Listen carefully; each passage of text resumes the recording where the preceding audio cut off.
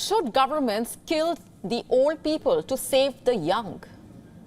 Here's the scenario. A sudden pandemic, crisis escalating into a national crisis, and suddenly the world is trapped in a plague. Scientists are working furiously to find a remedy, a medicine.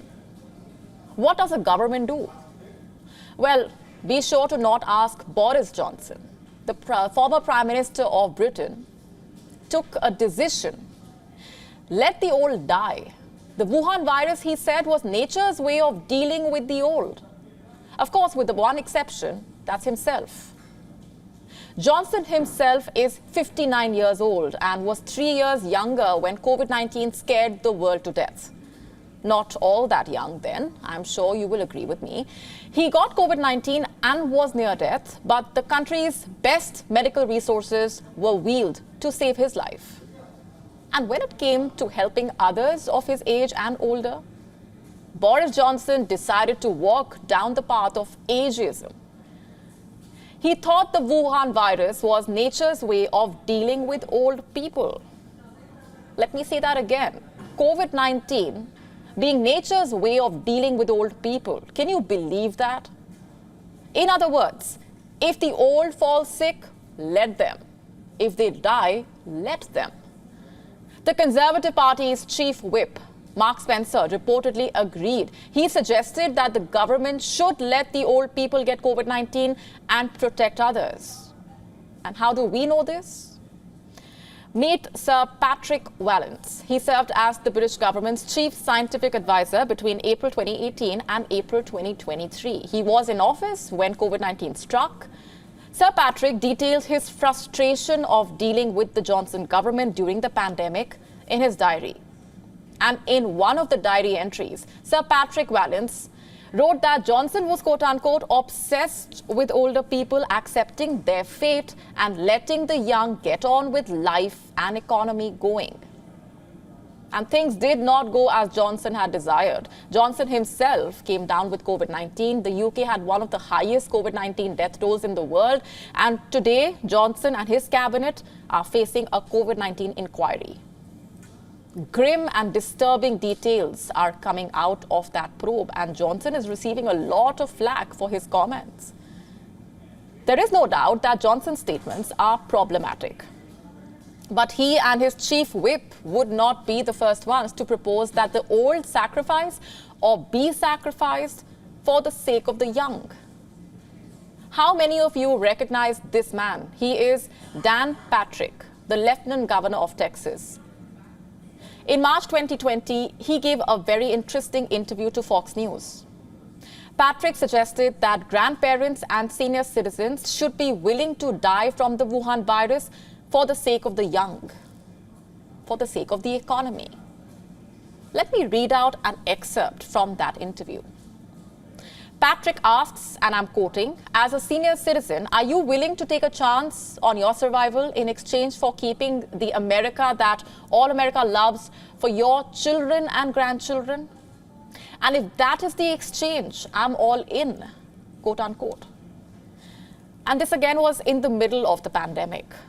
COVID-19 surely exposed the indifference, the heartless indifference towards the elderly. It is fair to say right away that this was not how most countries and their leaders reacted during the crisis. For India and for most other countries, every life was equally precious.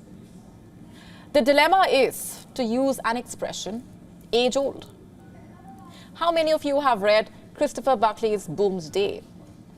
It's a satirical novel, and in it, baby boomers, as in those born between 1948 and 1964, are paid cash up front if they commit to being killed when they reach the age of 75.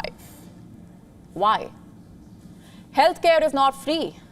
I mean, it may be free for you if you are a taxpayer in a first world country, but medicine and medical procedures cost money, and that money is borne by you if you go to a private healthcare facility.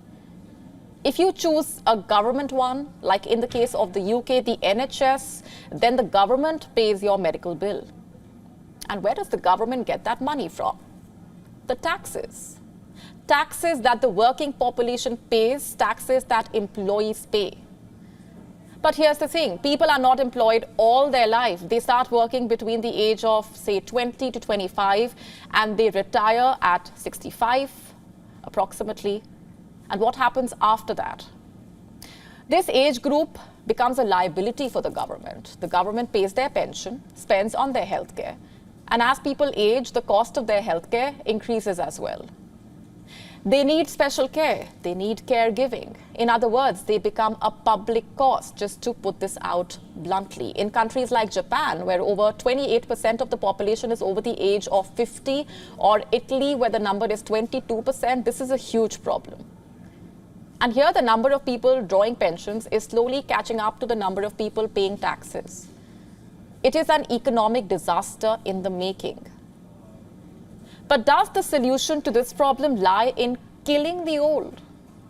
Surely more prime ministers than Johnson would have thought about it when sitting through a briefing on the state of the economy. In Finland, 21% of its population is above the age of 65. Same as Portugal, Greece, Germany, Bulgaria.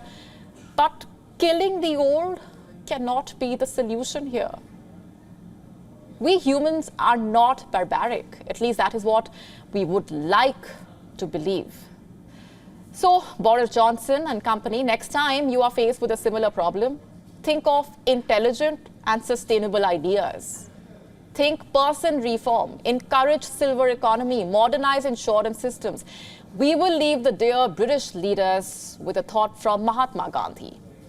The true measure of any society can be found in how it treats its most vulnerable members. When the virus from China struck, Great Britain's value system collapsed. WION now available in your country. Download the app now. Get all the updates on the move.